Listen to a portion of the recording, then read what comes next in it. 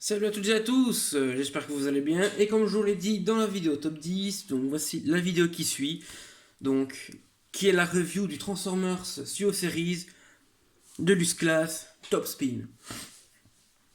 Top Spin qui est donc le troisième Wakers, le troisième et dernier Wakers qui me manquait à ma collection, enfin qui me manquait au groupe des Wakers tout simplement. Donc, oups. Donc voilà, et je suis très content de l'avoir enfin et de pouvoir finir le trio. Donc, avant de parler de la figurine, nous allons tout simplement parler de la boîte, comme à l'accoutumée.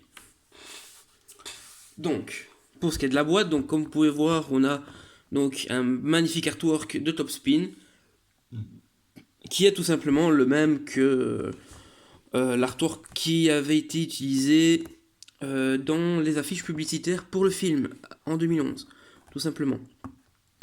Et donc, comme vous pouvez le voir, avant que certains disent ah, Top Spin a des pinces et pas des mains, il a des pinces et on voit les mains qui sont là. Donc voilà, je suis désolé, mais bon. Voilà.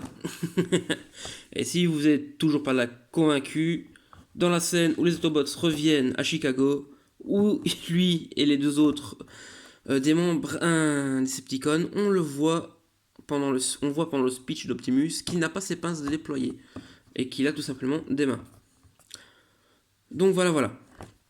Donc comme assez baragouiné là-dessus. Donc c'est le numéro 63, Transformers Dark of the Moon, vu qui vient du troisième film.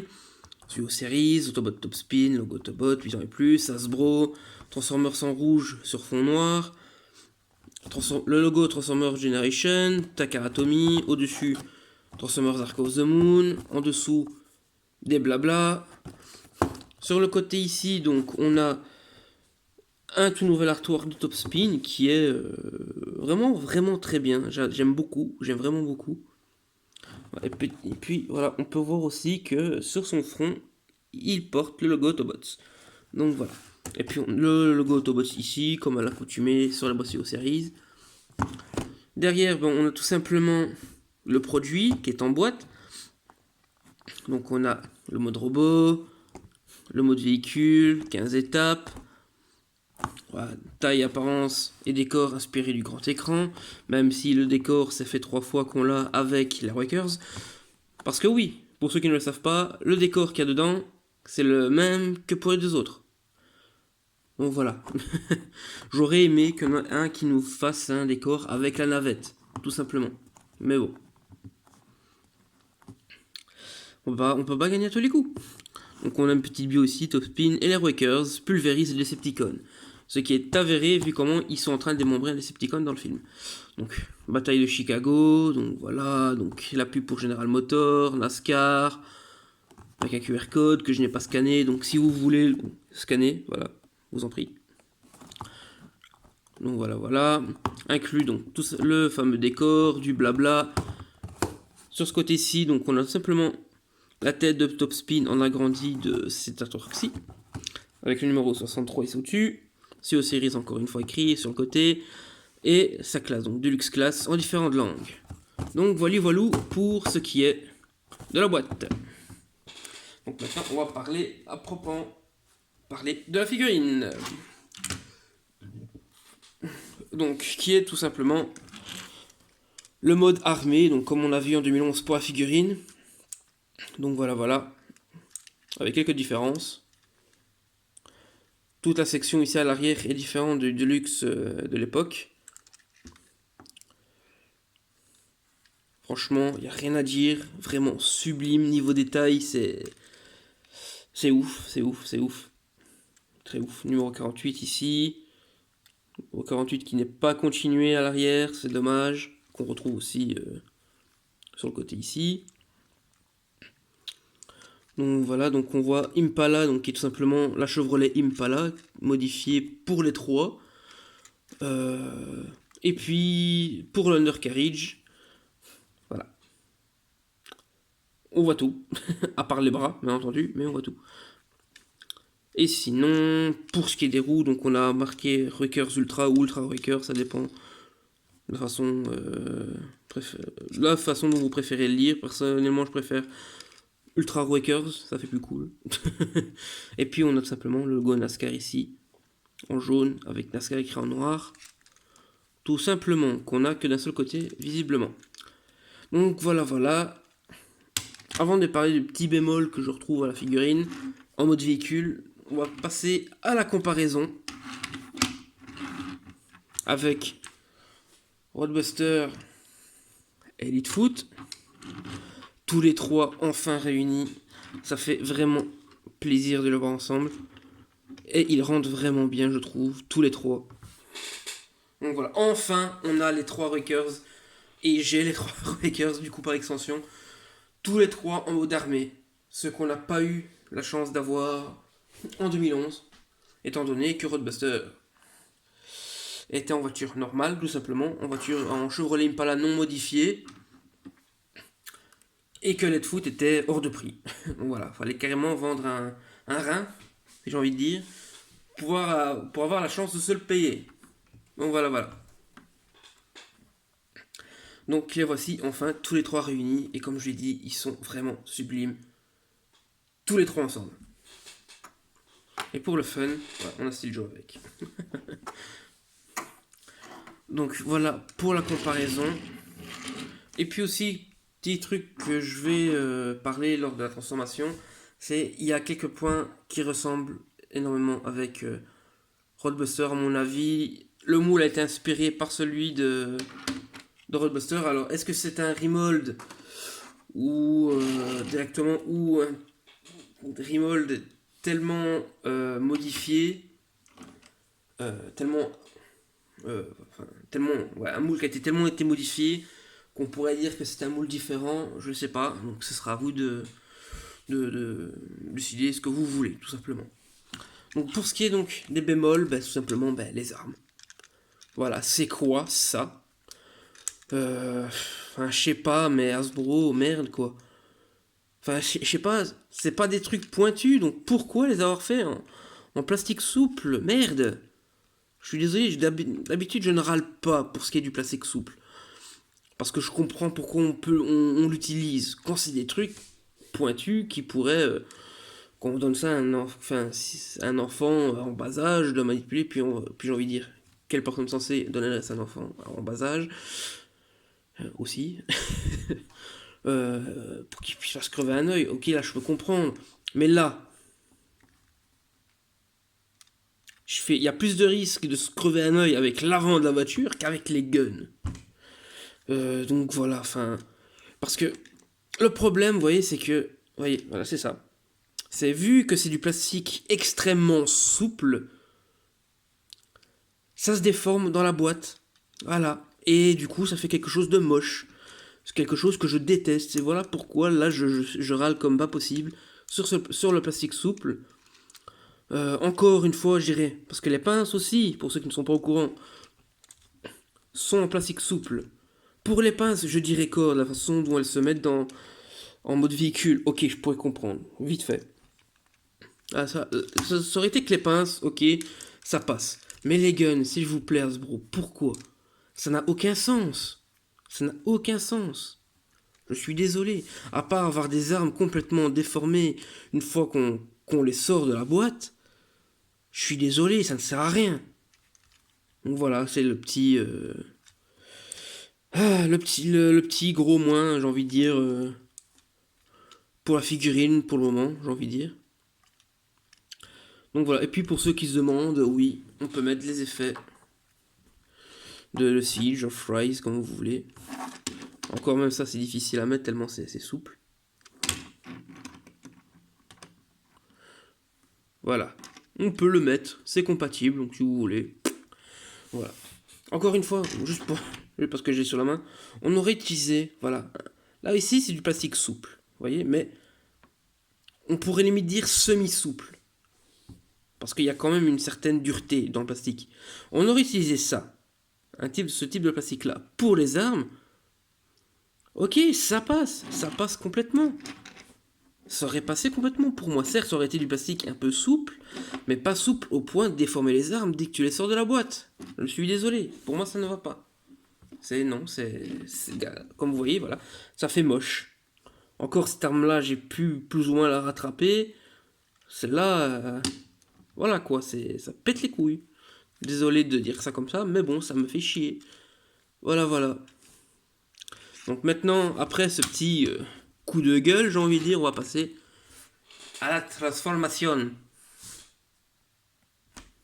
Du coup, pour la transformation, voilà, on va tout d'abord commencer par enlever ces armes ici, sur les côtés, sachant qu'il n'y a que ceux-là qui peuvent être retirés, les autres sont fixés à la figurine, tout simplement.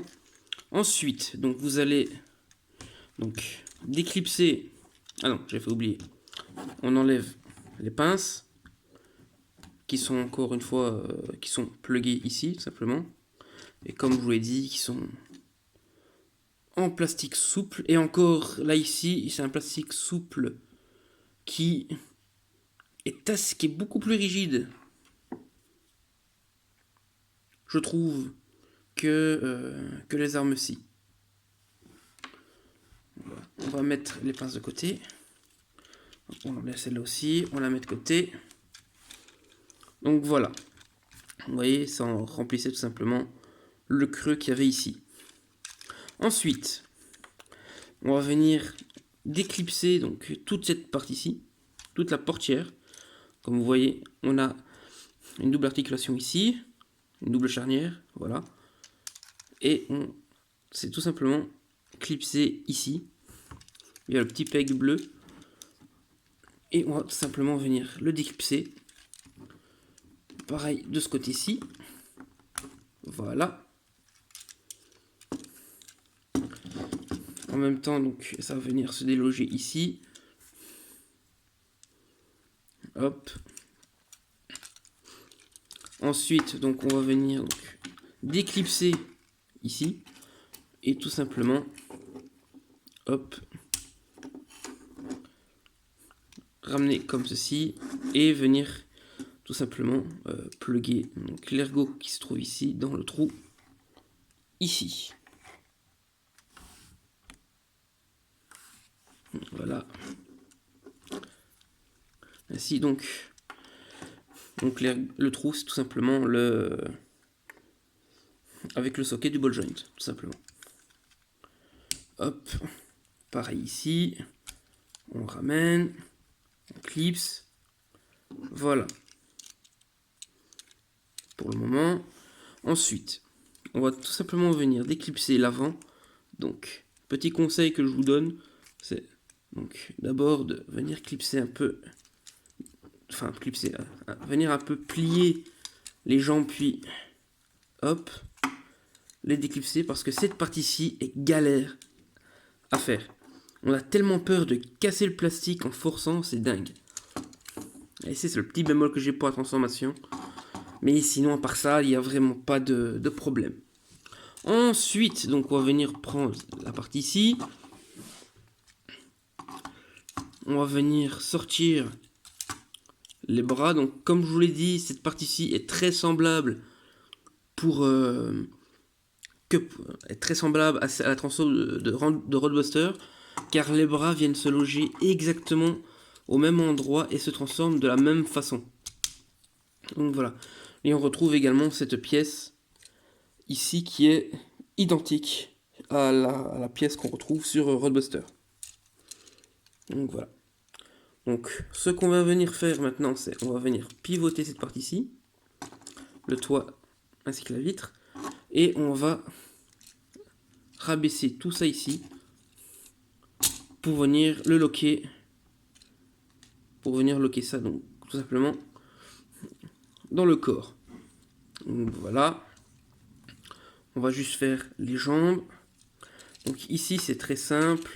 Vous ramenez donc le pied vers l'avant et en le ramenant, ça va venir donc déplacer l'avant du véhicule vers l'arrière et venir se clipser tout simplement ici. Voilà. Et donc du coup l'avant va simplement servir de talon. Ensuite, vous prenez la roue et vous la faites tourner dans ce sens pour venir tout simplement remplir la jambe. Donc pareil de ce côté-ci. hop, ça se clipse, on ramène la roue de l'autre côté, voilà, et les jambes sont transformées. Donc voilà, donc encore une étape qui est très similaire à celle de, qui est pas similaire mais à l'identique, c'est on va venir déclipser tout simplement l'avant-bras, le ramener vers l'avant, comme ceci, et faire sortir la main. Et la main et les mains de Topspin, en parlant des mains, sont exactement les mêmes que celles de Roadbuster. Voilà, c'est le même moule pour les mains. Donc, par ici, on ramène comme ceci. On sort la main. Maintenant, l'étape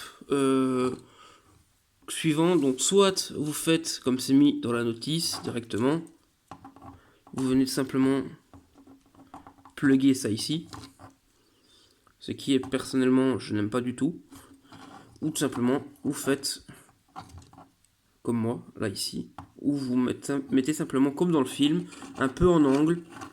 Oups, hop, ça c'est déclipsé. Reclipse-toi, j'ai dit, merci. Voilà, et vous mettez tout simplement en angle comme ceci.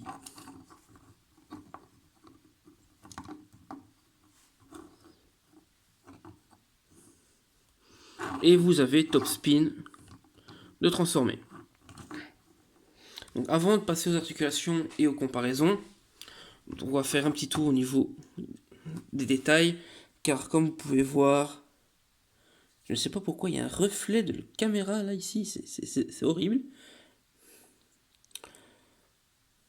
Donc, comme vous pouvez voir, voilà, les détails sont vraiment exquis, pas vraiment mais extra, pardon. Vraiment très très bien réalisé les détails. J'aime beaucoup, encore une fois, les détails sur la Studio Series, j'adore. Voilà, c'est vraiment du très beau boulot pour ce qui est des détails. Donc voilà, puis la tête.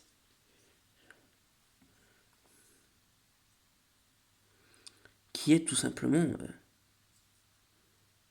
vraiment bien modelé, quoi. Extrêmement bien modelé. Et puis vous pouvez voir aussi que juste ici, on a la forme. Ils ont tellement poussé les détails à un point qu'ils ont même fait la forme du logo Autobot sur son front. Et comme je vous l'ai dit au tout début de la review sur la torque qu'on retrouve sur la boîte, Topspin arbore le logo Autobot sur son front. Et comme je vous montre ici, on voit tout simplement la forme du logo Autobot. Bon, on n'a pas le dessin du logo, mais parce que voilà, c'est quand même assez petit, voilà, on va pas se le cacher, et se mentir. Non, franchement, il y a vraiment des détails que j'aime beaucoup. Voilà pourquoi j'aime beaucoup cette gamme de Studio Series. Bon, déjà parce que voilà, l'univers cinématographique est mon préféré, parce que j'adore la complexité des designs. Voilà. Et puis voilà, on a tellement de détails qui ressortent dans cette gamme que ce qui fait que j'aime beaucoup. Donc voilà. Et donc, pour ce qui est des accessoires, donc, on va faire le petit focus. Merci. Nous avons tout simplement les pinces qui viennent se loger tout simplement sur les avant-bras. Et ce que j'aime beaucoup, c'est que on a cette forme ici. Enfin, on a la forme de cette petite boule qui est tout simplement le trou 5 mm pour plugger les autres armes par-dessus, qui vient épouser l'avant-bras, la forme de l'avant-bras, et j'aime vraiment. Contrairement à la version de 2011 où on avait les pinces et les mains qui étaient moulées en dessous, qui était pas, c'était pas tip top, je trouve, selon moi. Donc encore le petit truc que j'aime beaucoup encore, c'est qu'ils ont pensé à ceux qui voulaient mettre les pinces et les armes par-dessus, c'est que voilà, on peut plugger les armes ici par-dessus les pinces. Et ça, c'est quelque chose que j'aime beaucoup. Bon, moi d'office, il sera exposé comme ceci. Voilà. Mais j'aime vraiment beaucoup ce petit détail pour ce qui est des accessoires. Donc voilà. Donc maintenant, on va passer aux articulations. Ah oui. Donc, j'ai fait oublier. On a ça aussi en plastique souple. Donc ça encore, je pourrais comprendre. Parce que voilà, c'est assez pointu, on pourrait dire entre guillemets. Donc voilà, je comprends tout à fait pour ça ici. Mais pour ce qui est du reste des armes, je vais redire encore, je suis désolé, c'est un mauvais choix d'avoir utilisé ça pour les armes. Encore les pinces. Je récore, à la bonne heure. La façon dont elle se loge en mode véhicule, ok. Là où elle se loge plutôt. Ok, je pourrais comprendre. Mais les guns, franchement, j'espère qu'il va y avoir un kit qui va sortir et qui va modifier ça, parce que voilà quoi. Donc voilà pour le petit truc que je voulais rajouter. Donc pour les articulations, donc on a la tête sur un ball joint, tout simplement. Donc voilà. Est-ce qu'il peut faire un 360? Non, il peut pas. Allez, voilà. Donc on a la tête sur un ball joint. On a donc les épaules sur un ball joint. Il peut faire bien entendu un 360. Vous avez également les parties ici qui peuvent être bougées comme bon vous semble. On a donc un pivot ici. On a l'articulation du coude ici. Comme ceci. Voilà. On a la main, mais bon, c'est une étape de transformation. Pas d'articulation au niveau du bassin, dû à la façon dont il se transforme. Ensuite, pour ce qui est des jambes, on a donc les jambes qui peuvent quasiment faire le grand écart. Quasiment, il manque pas grand chose. On a donc un pivot ici au niveau de la cuisse, en plus du petit ballottage ici. J'ai fait oublier donc de montrer l'amplitude vers l'avant, vers l'arrière, avant que ça ne vienne taper contre le backpack. Le genou,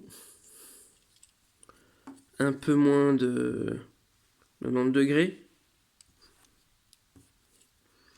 Et pour ce qui est du pied, tout simplement si vous voulez déclipser, mais bon, ça ne sert à rien du tout, vu que ça reste bloqué avec la roue. Donc voilà pour ce qui est des articulations, je n'ai rien oublié je pense. Donc voilà. Hop. S'il te plaît, ne te penche pas vers l'avant. Top spin, merci.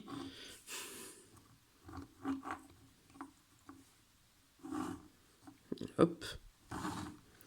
Maintenant, on va passer à la comparaison. Donc avec tout simplement Leadfoot ici.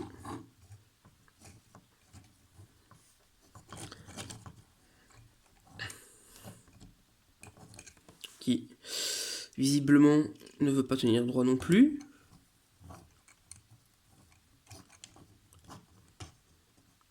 Et ben puis. Non, je n'ai pas dit ça. Je n'ai pas dit ce que vous avez entendu. Hop, et puis avec Roadbuster. Donc voilà. Les trois enfin réunis. Il était temps. Vraiment temps de les avoir tous les trois réunis. Donc voilà. J'aime beaucoup. Voilà, ils donnent vraiment super bien ensemble. Hop, on va rajouter ici le Joe. Voilà. J'aime beaucoup ce qu'ils donnent ensemble. Tous les trois, c'est vraiment superbe. C'est franchement, quand on a un groupe comme ça, réuni, voilà, ça rend d'office super bien. Et non, franchement, je suis très content de les avoir enfin tous les trois. Comme ceci. Voilà. Et donc, comme je disais, pour ce qui est de ces deux-là, donc pour ce qui est de la transformation, donc on a des choses assez similaires. Bon, bien entendu, vu leur design différent, bien sûr, il y a certaines différences, mais on voit quand même que, je trouve, pour moi, que Topspin est fortement inspiré de Roadbuster pour sa transformation. Notamment pour la façon dont le backpack va venir se loger dans le corps. Pareil pour lui. Sauf que lui, bien sûr, il a les portières en plus dans le dos. Ce que Topspin, lui, n'a pas. Et puis, donc, comme je vous l'ai dit, on a ces pièces ici qui sont identiques.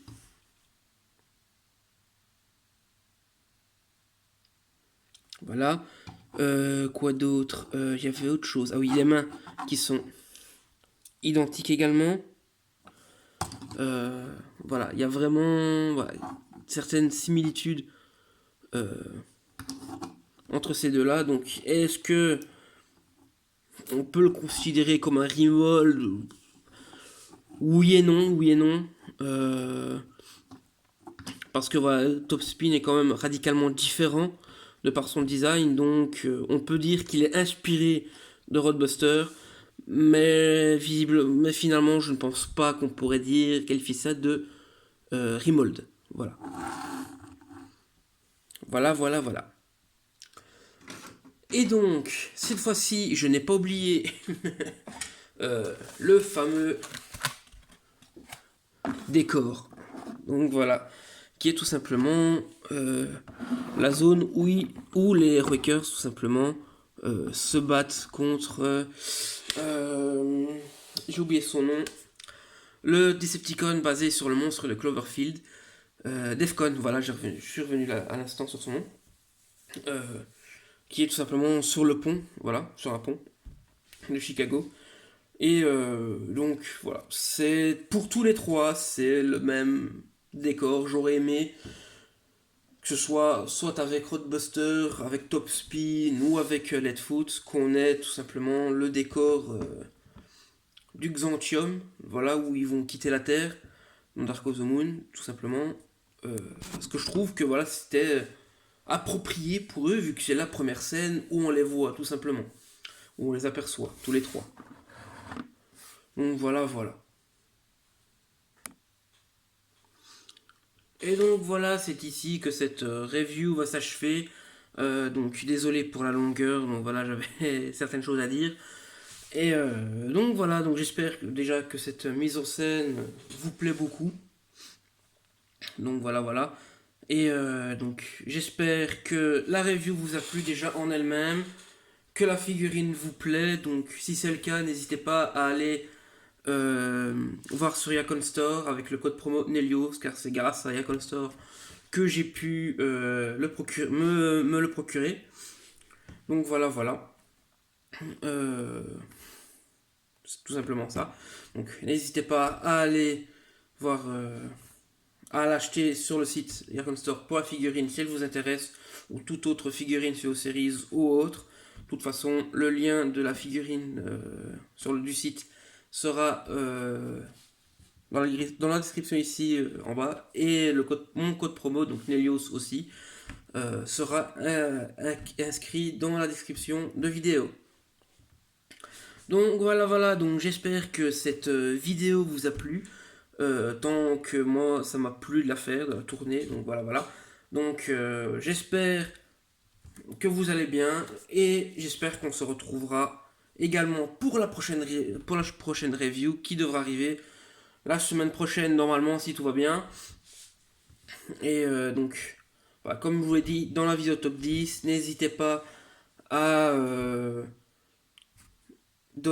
à m'inscrire vos questions soit ici en commentaire YouTube, pardon, pour vos questions pour la FAQ, ou alors tout simplement sur Discord en message privé. Si vous êtes sur Discord, bien entendu. Sinon, faites-le sur YouTube, il n'y a aucun souci. Donc voilà, donc c'est ici qu'on va se séparer pour cette nouvelle vidéo. Et j'espère qu'on se retrouvera tous pour la prochaine. Allez, ciao, et portez-vous bien d'ici là.